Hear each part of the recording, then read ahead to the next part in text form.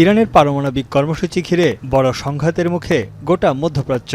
কয়েক দশক ধরে যুক্তরাষ্ট্র ও ইসরায়েল অভিযোগ করে আসছে ইরান গোপনে পারমাণবিক অস্ত্র বানাচ্ছে। তেহরানের দাবি তাদের পরমাণু কর্মসূচি শান্তিপূর্ণ, ইউরেনিয়াম সমৃদ্ধকরণ তাদের অধিকার। তবে পরমাণু অস্ত্র তৈরির পরিকল্পনা নেই ইরানের।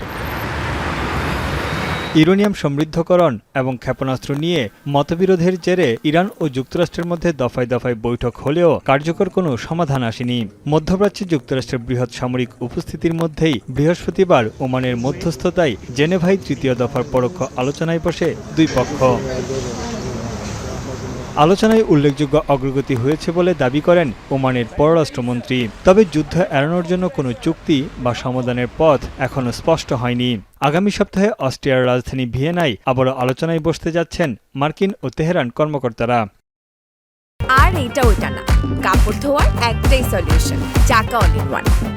আলোচনাকে দীর্ঘ ও গুরুত্বপূর্ণ উল্লেখ করে ইরানের পররাষ্ট্রমন্ত্রী আব্বাস আরাকচি বলেন, কিছু বিষয়ে সমঝোতা হলেও অনেক ক্ষেত্রে বিরোধ রয়ে গেছে।